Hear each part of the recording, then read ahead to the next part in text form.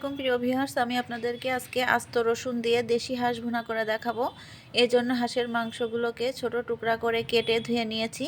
প্যানে দিয়ে দিচ্ছি 1 কাপ পরিমাণ সয়াবিন তেল, আর এখানে 3টা তেজপাতা আমি ছিঁড়ে দিয়েছি 4টা দারুচিনি আস্ত একটু বড়, আর দিয়ে দিচ্ছি 7টা এলাচ থেতো করে নিয়েছি, দিয়েছি 8টা 10টা আস্ত রসুন।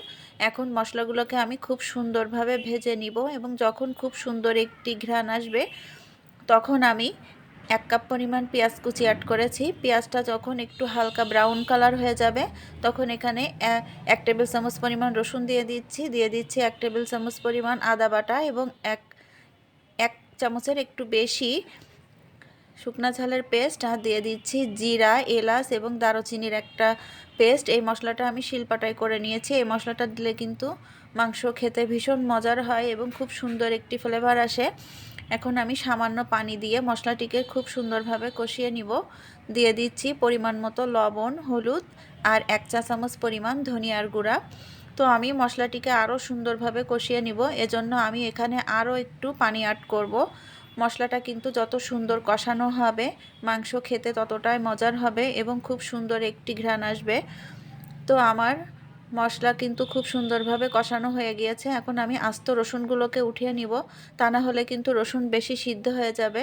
আমি এটা পরবর্তীতে অ্যাড করব। এখন আমার এই সুন্দর করে কষানো মশলার সাথে আমি এখানে মাংসগুলোকে দিয়ে দিচ্ছি। মশলার সাথে মাংসটিকে খুব সুন্দরভাবে উল্টিয়ে পাল্টিয়ে তারপরে আমি সামান্য একটু পানি দিয়ে মাংসটিকে ঢেকে রেখে দিব, এবং কিছুক্ষণ পর পর ঢাকনা উঠিয়ে আমি কিন্তু মাংসটিকে নেড়ে দিব। এভাবে মাংসটিকে কিছুক্ষণ পর পর নেড়ে দিয়ে খুব সুন্দরভাবে কষিয়ে নিতে হবে। যেহেতু মাংসটা ভুনা করব তো কোনো পানির রস থাকবে না। আর আমি এখানে দিয়ে দিচ্ছি কাশ্মীরি ঝালের গুঁড়া, খুব সুন্দর একটি কালার আসার জন্য।